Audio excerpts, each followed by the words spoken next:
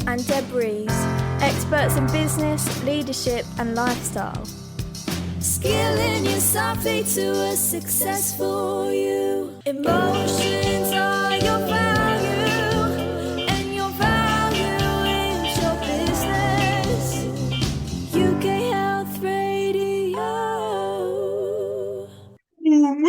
We're up and running, and wow, do I have a show for you today? Yes, I mean, I am so stoked. I am so excited to just say the name of our next guest coming in, but I'm going to hold that for a second, listeners, because you know me, got an intro in, you know. I've been told by the show owner, Paul, intro, man, intro, you know, you just throw in, you're like a Taurus, actually.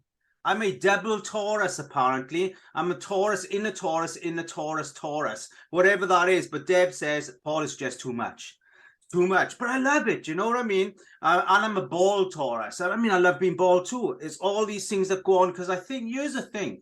You have to be absolutely in your own skin to know who you are. You have to really know the essence of you to enjoy the life that you're in, listeners. And I've been there all week, you know. I've been such a fantastic week. Yesterday, took a workshop, lovely new entrepreneurs there, you know, just going in, talk about money alignment and value in your business, the value of you. All these lovely things are now transitioning into what is true business practice these days. Or should we say, actually, I think we should remove the word business person and put the word in developing person, because we're not developing a business, we develop ourselves. We all know the journey's in, not out, guys. The journey is in, not out. We don't make money out. We make life currency in to make money out. Let's remember that. This is what we're about today. And I know my guest today is going to give me a full-on delivery on that kind of mindset, because mindset's important. But here's the thing. So I was looking at the information my lovely guest sent on today, and one of her hobbies is painting. I'm like, wow, painting seems to be coming in my life lately, listeners. Do you know what I mean? Because Deb, and we all know who Deb is, she's the center of my life, my wife as it is. Deb is actually going on a day's training canvas painting. I mean, I said, Deb, you know, we've got plenty of walls and he'd be done here, you know, and get a bit of magnolia eggshell. That's the one to get on it. Everybody loves magnolia eggshell. Well, if not, you know, seems to go up in every new house. That's for sure. But yeah, so I said, Deb, you know, no. And she's got these little fine brushes that look no more bigger than like a mascara brush. Not that I know mascara, but you know what I mean? And she does these little detailed things. And I said, well, Deb, you know, are you taking a picture of me today? She said, why is that? That's while you're painting. She said, Paul, not everything is about you. I said, well, we're married, man. Do you know what I mean? But yeah, she's going for a day's. Actually, she said, Paul, we're not using brushes. We're using charcoal. I said, we have barbecue? No, she said, we charcoal all day today. It's like, whoa, whatever that is. So I'm pretty stoked to see what comes back. And guess what? I think I should auction it off for the sake of charity. Maybe. Not sure what we get, but we're going to go for it. So that's kind of been my morning. Oh, no, guys. I had a bit of a fraud scare this week. So I've gone into a bit of a Bitcoin phase. Never done it before. And all of a sudden, like, oh, I'm seeing I've kind of exposed a few things I shouldn't have to who is apparently my agent. Listen, I will keep going with this over the next couple of weeks and let you know how it goes. But right now, I'm shaking in my boots a little. I'm on the bank, cancel my cards out. I think I've done this. I'll see my later. So I think I'm going to have a little, see how that goes. But me and Deb are like, we're having like morning meetings before we get up. It's like, what should we do? What are we doing? Are we doing the right thing? Is he genuine? I don't know. So I'm going to have to figure that out later, listeners. And as I get on, I'll let you know whether I have a bank account in a couple of weeks or not. I will let you know. But you know what? Let's not down the tone, because that's just part of life, man. Part of what we're going through. What I want to do here today, I want to introduce this amazing lady. But here's the thing. Listen to this. Desiree. Yes, that's our guest's name. Desiree Silverstone. Now, imagine it's like you're walking into this gala and you say, ladies and gents, here she is. Please welcome to the room, Desiree Silverstone, I mean, come on. You know there's a mindset behind this lady. You know there's a heart behind this lady. So without further ado, listeners, without further ado, let's get this beautiful person on the show. If you could see what I see, she's an amazing person here on the screen. I'm going to applaud her in, and here we go. Come on in, this lovely lady, Desiree. Thank you. Hello, Paul. That was some introduction. Fair play, girl. It's great to see all red. You know, you got your red jumper, your lippy, and your red pictures behind you. You're looking fab, girl. Thank you for coming on. I'm the lady in red. What can I say? So, Desiree, where are you in the world? I am in North London. Oh, you're a London. My wife come from London. She's a Londoner. Deb is a Londoner. She was like full Cockney when she was up till about the age of 8. I mean, I don't quite get. How do you find London? Do you get excited by London, or do you find it kind of too much of a soup bowl? I love London. When I was a kid, I'm from South Africa, just in case you haven't picked up on the accent. We used to play Monopoly, and it used to be Oxford Street, Regent Street. And when I go in, it's like, look, I'm on Oxford Street, Regent Street, the posh streets. Yeah. I mean, I'm an old Kent Road guy myself. You know what I mean? I'm the old boots kind of person, and maybe I hang on to the get out of jail card free because I was a bit of a rebellious boy. So I had to have that card in my bum pocket, if you know what I mean, for sure. But, I found London, it's beautiful, but I found it just too stressful. I found it, you have pockets, but it doesn't feel like a free community. Say, all right, mate, how you doing? It's like, whoa, you said all right to me, I don't know you. There's that kind of thing in London. I get it. Actually, I'm reaching a point now of thinking, where do I want to go? It's going to be seaside or somewhere foresty and villagey. Because I think I'm getting to the point now of just wanting a different kind of like buzz, more laid back kind of I feel. hear you, girl. We moved in September. We moved into stick country. We're in the middle of nowhere in a converted barn. I mean, here, a head torch is more important than a mobile phone. It's absolutely surrounded by fields, sheep, horses, ducks, and all kinds of things going on up here. But, it took time. That's heaven. That's heaven to me. I thought that, Desiree. I thought that. But for me, it was 4 months of feeling isolated. I was like being in isolation. But now I got used to it. It's amazing. It's amazing. And I feel I can think better by being up here, which of course is one of your deep skills. You are a thought leader. That's for a living, you're a thought leader. I've got your business is Head Honcho's executive coaching. Yep, it is indeed. I'm all about the head to get to the soul. Oh wow, I love it.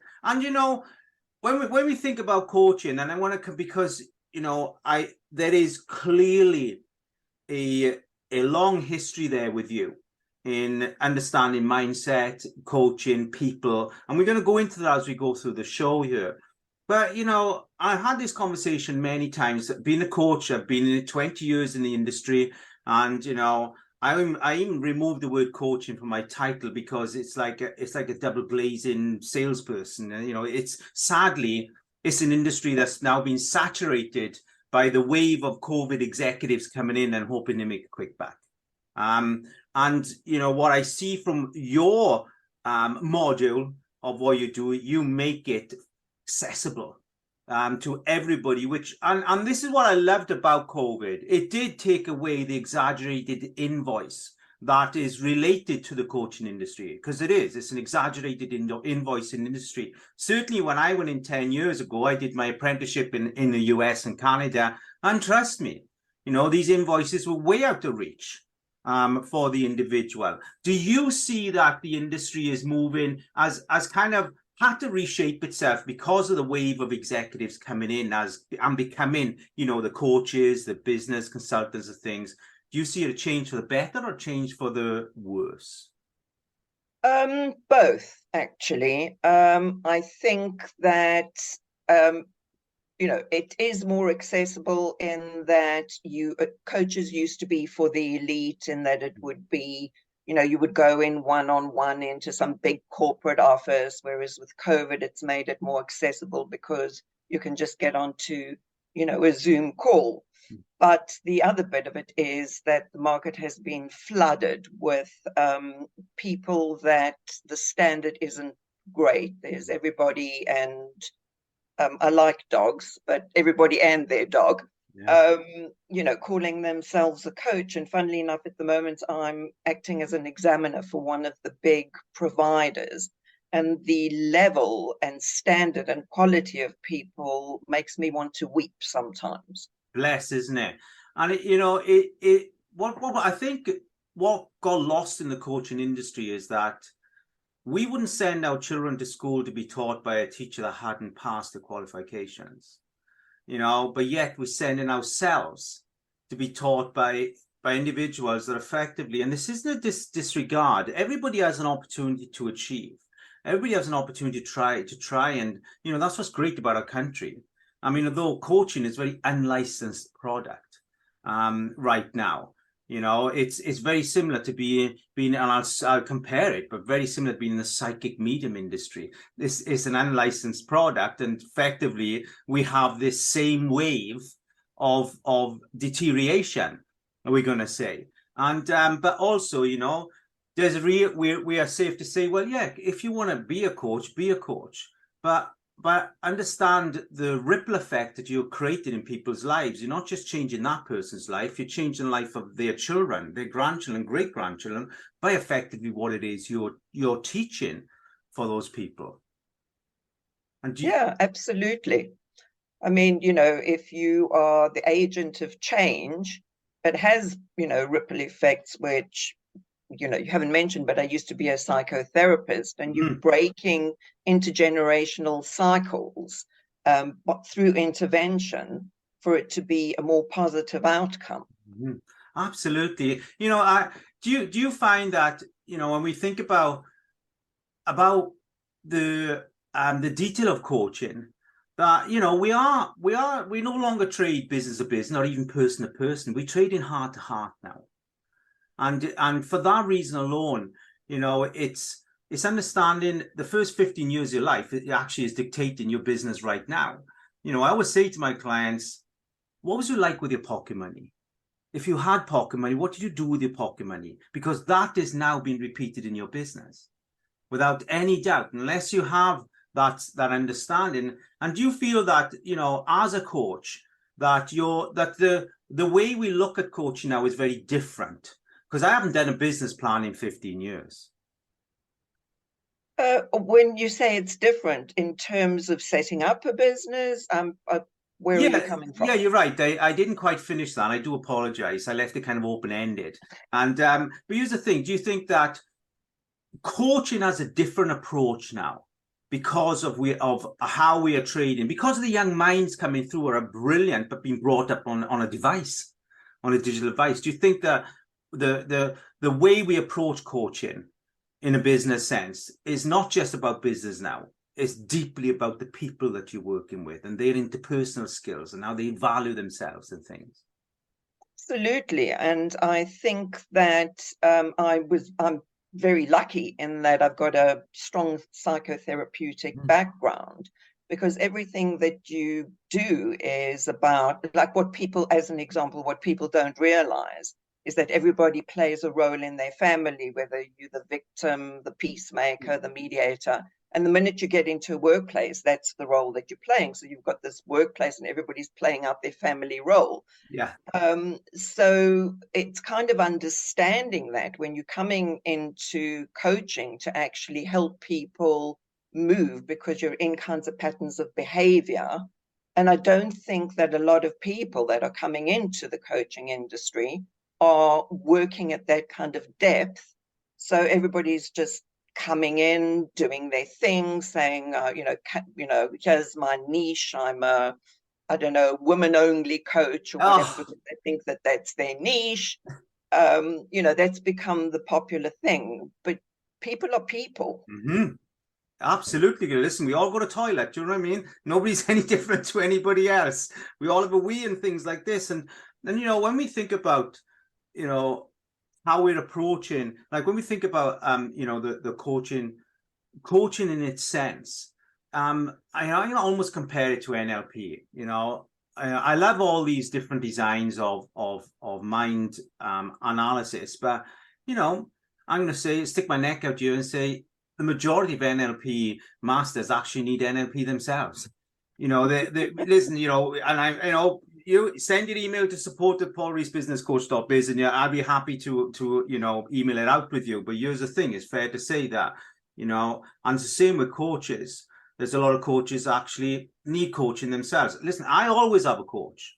I'm never without a mentor or a coach. I have, you know, a large support system that always stretches me. I only work with clients I'm going to learn from. I learned that, you know, that to me only started about 5 years ago. Tell me your philosophy.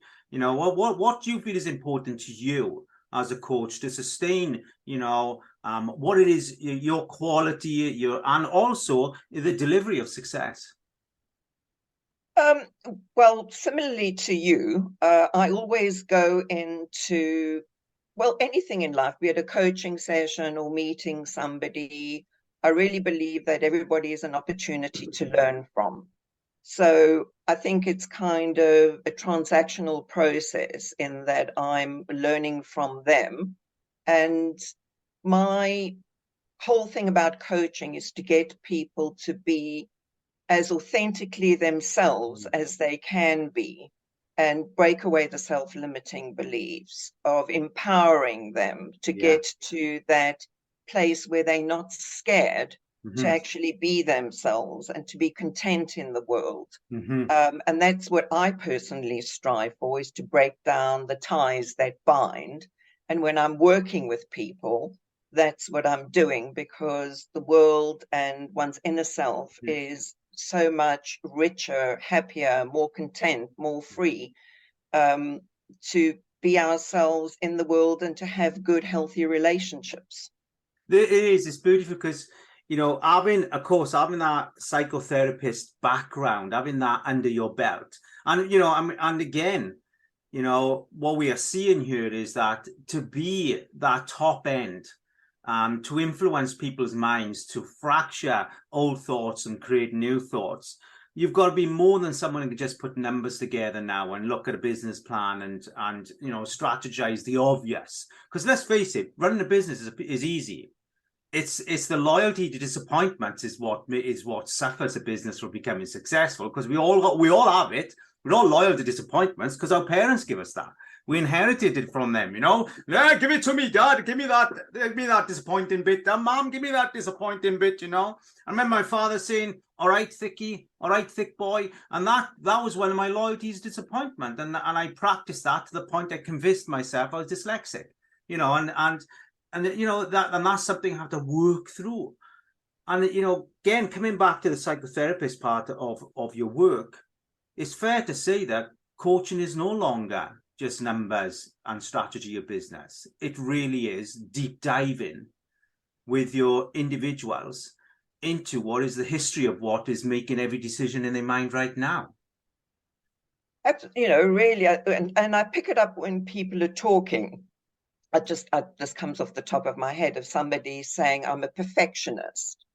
It's not that they're just a perfectionist. There's something behind that's driving them to be that way. And just thinking of one particular person, and I do toe dipping. I don't do psychotherapy, but I go, okay, let's just see what this is about. And it turns out her mother's OCD. She did something wrong. The repercussions were great. And she just learned to be a perfectionist.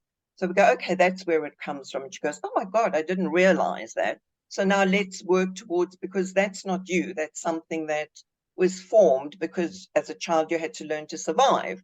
So, yep, we know where it comes from, how we're going to deal with it, versus saying, okay, you're a perfectionist, let's see what you do. When you've got the information of the root of the cause, it's much easier to move forward.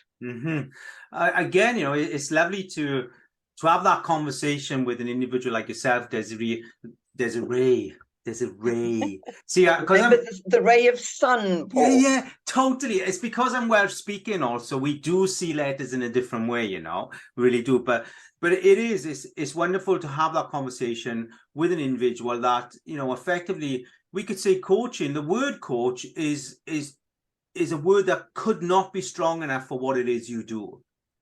What it is you do with your clients. You know, there's life strategy in there. There is soul strategy. There is past strategy. There is, you know, triggers, traits, inherited habits, all these beautiful things that are in this toolbox that sadly you just put into the word coach. And there's just no way that the word coach is suffice enough for what you do. It's just not, you know. Did it also a little bit differently in that a coach for me reminds me of a train coach, and we're all on a journey. So there is something in there. I do realize that it is hackneyed and people have all kinds of different associations with it, but on a deeper level it is about journeying on sometimes on a very practical level and seeing the scenery, but how you're going to change it, and then also on a deeper, more difficult journey. Yeah, it is. It's like I say, there's so many ways of looking at things. And I think that's what's so great now about all of the business world is so open to open-mindedness, where it wasn't in the past, you know, and of course, well-being being the funky word right now, pushing through the veins of every business it is. But what we're going to do, listeners, we're going to jump in to a quick 90-second commercial. And when we come back, we're going to throw up, of course, Desiree Silverstone's contact details. And then we're going to dive into really what the business is, what it looks like and why it's there. So give us a quick 90 seconds and we'll be back in your room. UK Health Radio, the station that makes you feel good.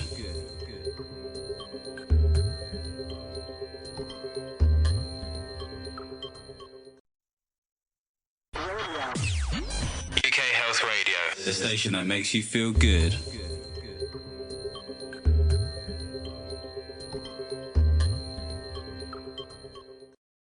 Yes, you know where you are. Of course, it's UK Health Radio, and you're with Paul. Deb's not here because she's on a painting training day. Actually, Deb said, "You got to voice me, Paul." He goes, "Nee. We're doing it." But you know, it's a cute voice that she has for sure. But yes, of course, and of course, we have Desiree Silverstone. I'm gonna elongate that Ray every time I say, because when you want to meet someone, you want to feel the ray of that person. It surely is here. And let's get the contact details. So, Desiree, throw these out here. How do we get hold of you, girl? If not, I have a website, which is www.headhonchos.co.uk.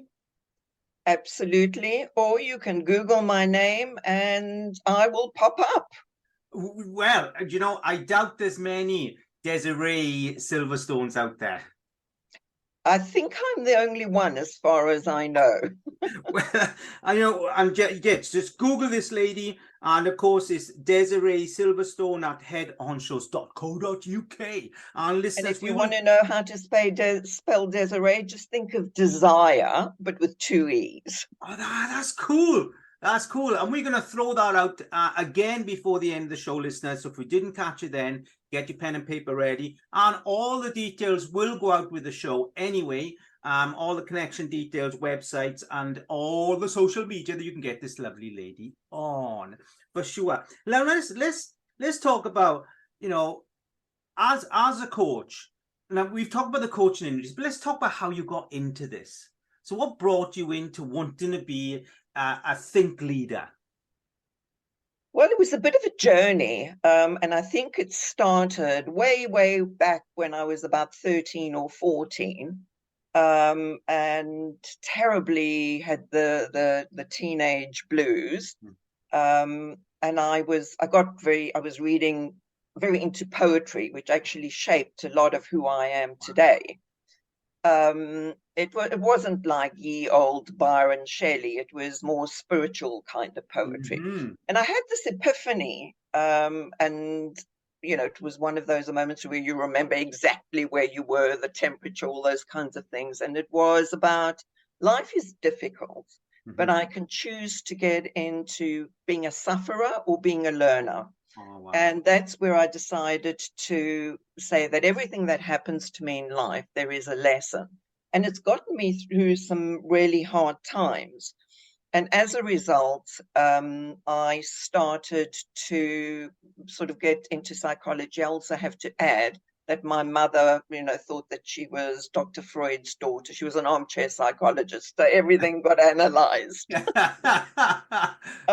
So between being miserable, I decided this is what I need to do. I need to become a psychologist because, of course, nobody's ever been through being a teenager before. And I understand teenagers, adults just happen to kind of become an adult, slipped from Mars and landed on Earth. And so I just went and I did psychotherapy. I got 3 different qualifications, working with adults, adolescents and children and families.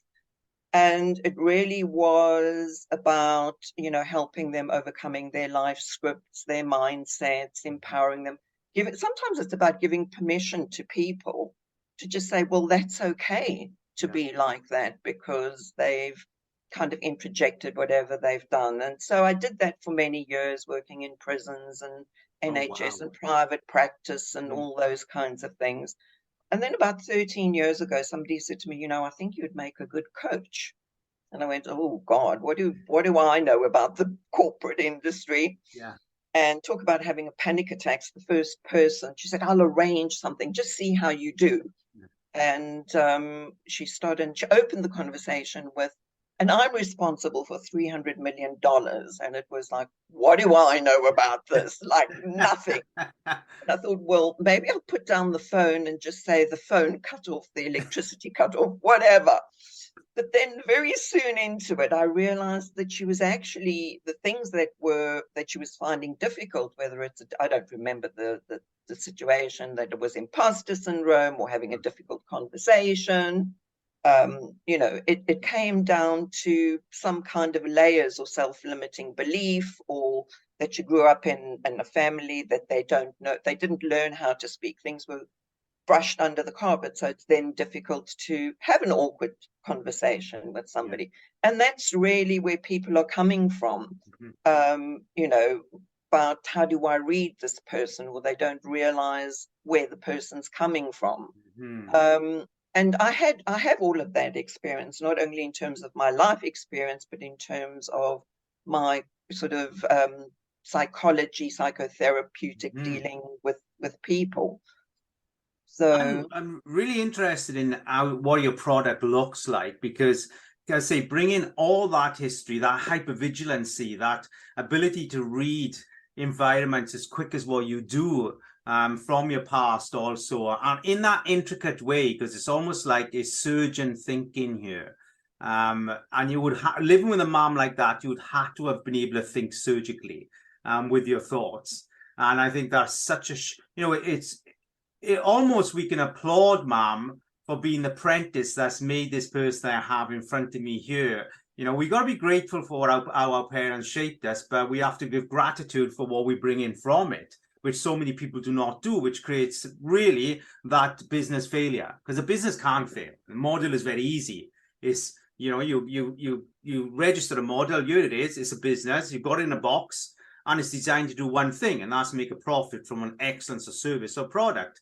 Until, as I say, we marry into it our disappointments, and we actually have to train the business to lose money, because there's no law of the land says you stop here, you're capped. We create that capping, as you say, with our emotions.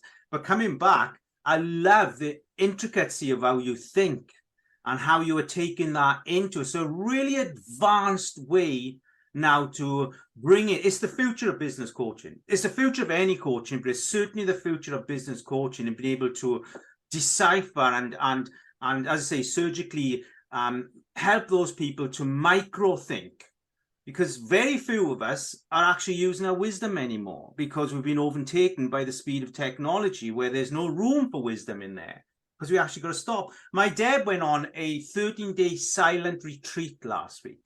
So she was meditating for 8 hours a day and 13 days silent, 200 people.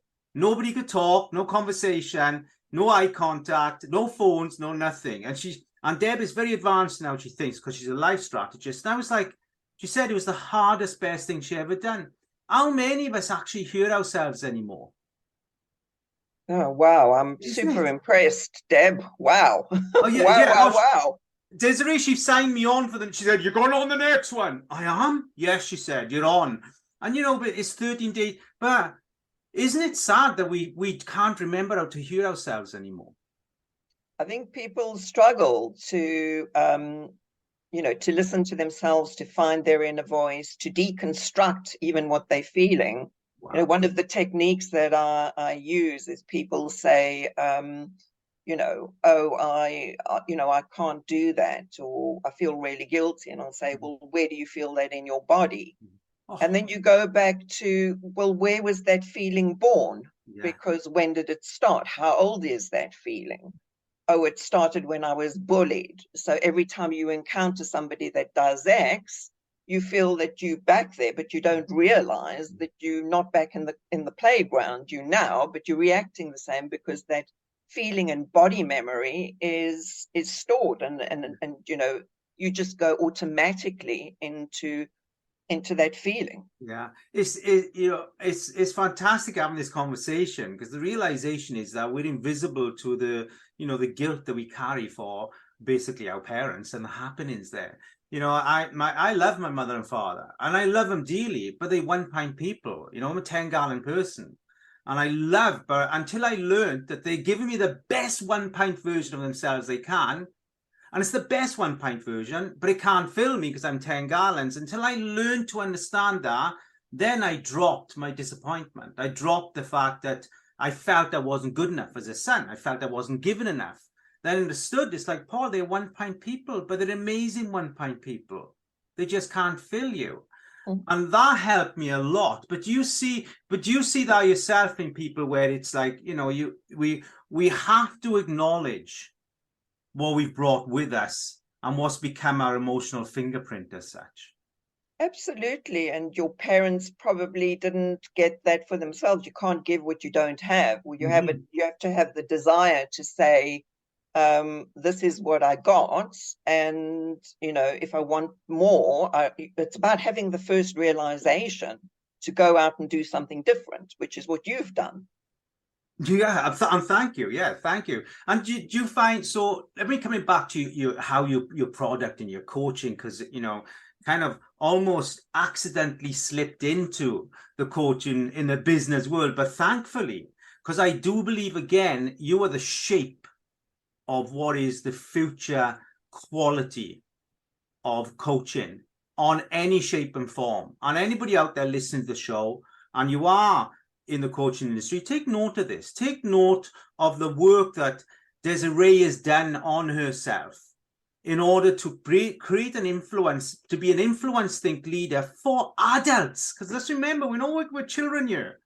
We work with adults, and there's cause and effect for you, Desiree, with that.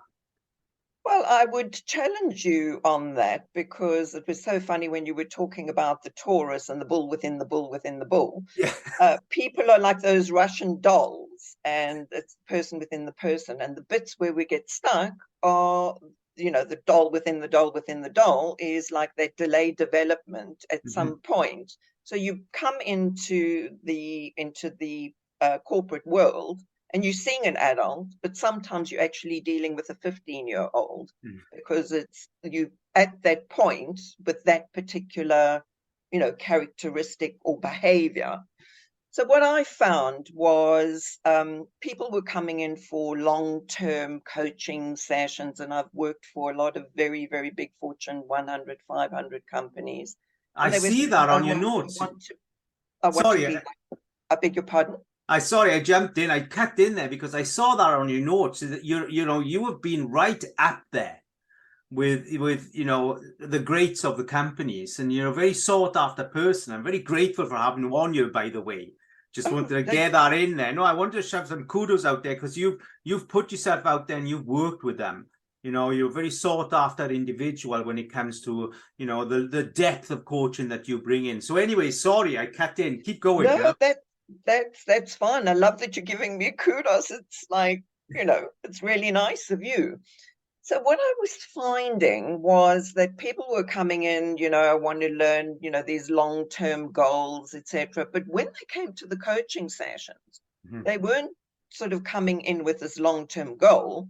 They were coming in with what was happening to them now. I've got to fire somebody. I'm not getting on with somebody, whatever whatever it is. And, it makes sense because when you understand how the brain works, we've got very, very limited, this bit above our eyebrows is where all our self-regulation comes from, our decision-making, etc. And it's tiny. So if you put in something, it takes up a slice of it. So you've got to free your thinking. So what they're doing is they're coming with what's happening in the moment. Mm-hmm. And each time they come, that's what they're doing. And I thought, and I'm really good, I suppose. I never thought of myself being, a psychological surgeon, but I'm really quick at getting to the heart of it and for people to go away with an aha moment. So I thought, well, my model's going to be different in that I'm going to do an on-demand coaching thing, that I've got a problem with, doing a presentation, having a difficult conversation, whatever it may be. And even, like imposter syndrome, I will kind of within one session break through to where that's coming from. Wow. So I thought, well, why don't I democratize it so that you don't have to buy 20 coaching sessions or 6 months. You come in when you've got a problem and then, you sort it out 1-2 sessions. And the other thing is, beg your pardon, is that it doesn't only have to be for individuals. Companies can buy blocks of it and then go, look, everybody in the company, if you're feeling stressed or you've got a problem or whatever it is, here's a token, go have a session. Wow. So it could be the secretary, it could be somebody just, starting off, being a line manager, etc. So everybody has access and you don't have to invest in everybody having this long-term coaching. So it's democratizing coaching within organizations, and it doesn't have to be a huge, massive investment to sign up with a coach. That approach is something that I've not experienced. And what I mean by that is, obviously, it's a testament to the confidence, your self-development, your knowledge, your studies.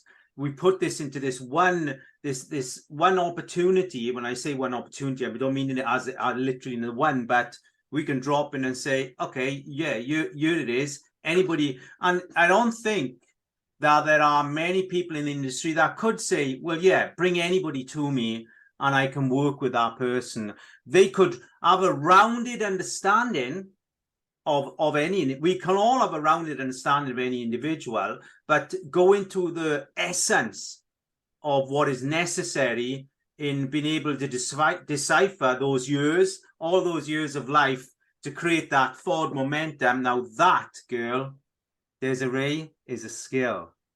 Well done to you. Well, thank you. I have to say, I am very, very grateful. Everybody, I think, has their own sort of little gold nuggets. Mine, I think, is insight and getting to the heart of where the bones are buried. I can't sing, I can't do maths. There's lots of things. I know, my limitations in terms of, what I can and can't do, but this I can do and I love it. Obviously you do, because when you love something with authenticity, then it always comes in abundance, because the message that you're delivering is creating for a greater investment into the emotional economy of life, which of course creates life currency, which then transfers into money currency and then creates, depending on the person, good choices, landfill choices, bad choices, whatever they may be, if you know what I mean. But what we're going to do, listeners, we're going to jump into our second ad, a quick 90 seconds. When we come back, pen and paper's ready, because we're going to give out Desiree's details. Happy days. We'll see you in 90 seconds. Listen. UK Health Radio, the station that makes you feel good.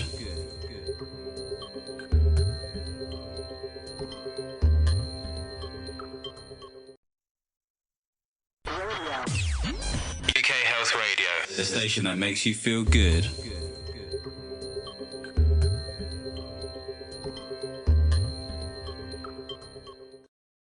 Oh, yes, we are back in UK Health Radio listeners. Yes, and of course, we have the beautiful, the amazing Desiree Silverstone with us today. And she is such a think leader in the industry of, I'm going to use this word coaching, but it's not good enough for this lady. It truly is. I want to say this lady is a psychotherapist. I'm going to say executive, business, career, mindset, making people in themselves successful lady. And that's just the top line of her business. Wait till you get in there, man. And some minds you just can't, you just will never reach the end of because there's too much there. And that's this lady. Is there a book? Have you written a book yet? I haven't written a book. I have actually been told many times that I should write a book. But I haven't as yet. So I will need to find the time to do so, Paul. Well, here's the thing, right? Listen, I writing a book is easy. Just scribble things down and eventually pieces together. It would be a disappointment and a disjustice to the reading world if you don't write something amazing from beginning to end. So I can pick something up and have a workbook of something that's going to really focus to the pinhead of my mind. Because you can do that. So let's get me a workbook, girl. I want something to interact with. I want a Desiree Silverstone workbook. Let's make that happen. Well, maybe that's an idea. Maybe what I'll do is I'll start as I'm coaching people, see common themes and sort of write a book on common themes. Let's make it the mechanics to your beautiful self. But here's the thing, I promised this listeners, and here we are, we're going to have Desiree's lovely contact details. We are headhonchos.co.uk. That's correct. Yep, that's Let me just right. is Honchos is HONCHOS. Yep. Honchos. Okay. And of course we have Desiree Silverstone at headhonchos.co.uk, and you'll find the lovely Desiree Silverstone anywhere on social media, and it's DESIREE Silverstone, as in the racetrack. As in the racetrack. Truly, that was my thoughts England. before we come on. Now, we've talked about your approach to a real, in a way, as I say, your surgical approach to what you do with people, because you do separate the emotional layers, and these are like almost like ectoplasm. These layers, do you know what I mean? They're real fine, and seeing that is in itself an emotional skill, for sure. Now, where do you see the coaching industry going, do you think? Where do you see it kind of going through a meltdown before it sort of repairs itself? Well, what I see happening is I see more AI apps coming on, and I cannot get my head around how an app picks up on the nuances of people that give you a clue that, oh, there's something behind this, or picks up on, deeper emotion, on, where feelings, thoughts, whatever, family, school, our life experience, which is what makes us who we are today. I cannot begin to conceive how an app does that. So a lot of that is coming out now. And also there are a lot of companies trying to cash in that are hiring coaches for, $40 an hour. And I sort of am thinking, I'm sure that there are some good quality coaches in there. But yeah, having been an examiner and, I'm seeing a lot of people, the quality of people going through with no qualifications, etc., or even no insight. You can get a qualification, doesn't mean to say you're a good doctor. True. So I see bigger companies coming in to sort of monopolize the market. But I question the quality of what they're doing. And it's it's healthy to have, people like yourself, Desiree, that is questioning the quality. We need those people to highlight, we need to clean this up, Let's look, we brushed on the word well-being in the commercial break there, and we, it's a word that's funky that's being used, but also is being used it's being bent out of shape in many different ways. It's become a tick box.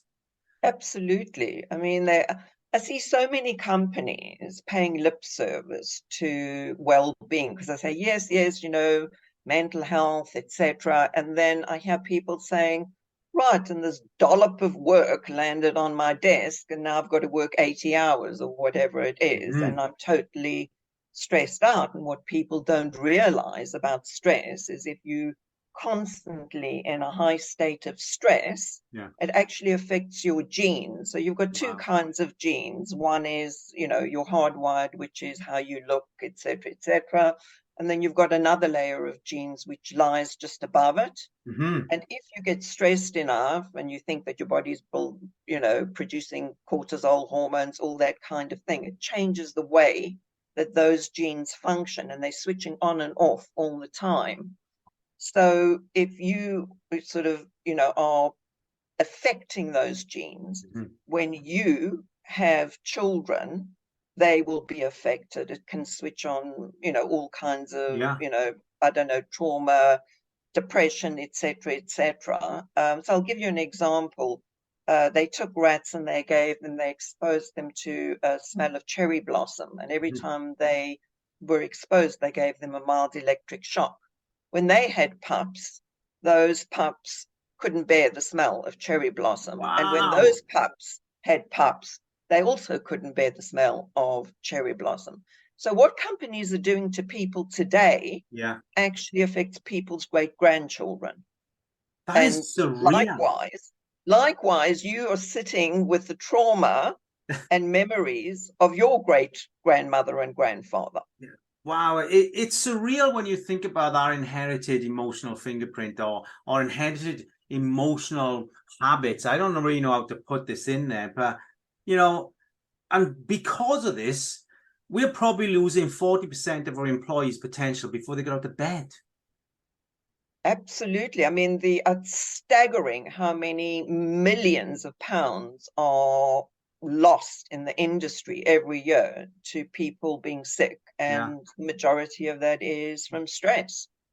Do you think that there's a lot less focus on what is creating the right environment where you can grow your ideas, values, you have a safe place to grow your confidence in your thinking, your confidence in your ideas, and the confidence in sharing that, and having that positive disruption?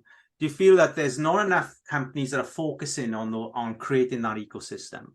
Yeah, again, it's, people pay lip service, and I don't know how many companies are aware of the phrase of psychological safety. Because if you don't create a culture of psychological safety where people feel okay to speak up, to, throw out ideas without being judged or without having the person that goes, I take up all the space and squash everybody below me. And they've got ego issues or whatever it may be, but they're actually hindering other people's progress. But there's great ideas, talents, thoughts out there.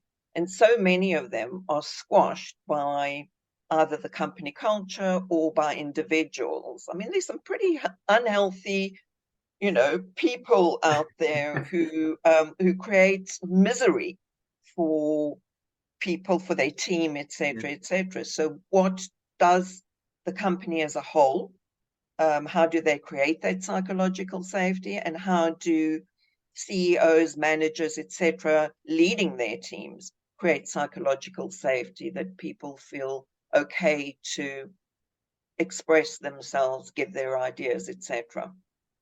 Desiree, I love that psychological safety. And here's this thing you said, where do people go? Well, I tell you where people go. They come to what is www.headhonchos.co.uk, and they then hire Desiree Silverstone in order to put in that psychological safety ecosystem within the business. Because here's the thing, businesses, you're paying people for their future, not their past.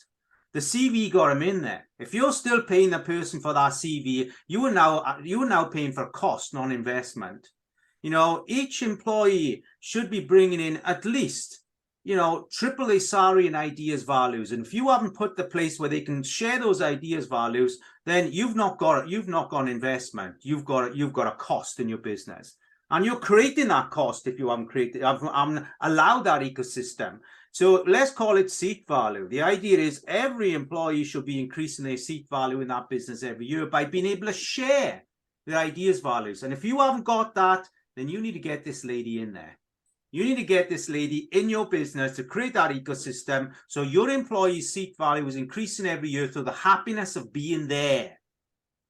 Happiness. Remember, the byproduct of a good business is money that's created from a happy environment, a quality thinking environment. It's been fantastic, Desiree, to have you on here. It's been amazing. Listeners, all those details are going to be out this lady. If there was something you want to add in the show before we finish, Desiree, what would it want to be? What would you want to throw in there? I would, oh gosh, put me on the spot. There's so many things that I'd love that people would do, but I suppose there's one thing that I think is important in life, and that is to free yourself and to be authentic, to be present, so that you can enjoy the world, life, people that you love, and you can also nurture because you've got the soul, psychological, mental space to do so. Wow, and that was just one thing coming from you. I mean, come on, girl. I don't think you get how profound that was. Because for you it was easy, but everybody else is like they're going to be shaking with emotional excitement. This has been beautiful. Really, Desiree, thank you so much for coming on the show. I loved our deep dive. I loved the share of your mind, your heart, and everything else that comes with this beautiful shape of who you are as a person. Until this time next week, listeners, you have an amazing psychological, safe week within the environment that you love to be in. And I will see you very soon. And bye for now, and boom! Emotions are your value, and your value is your business. UK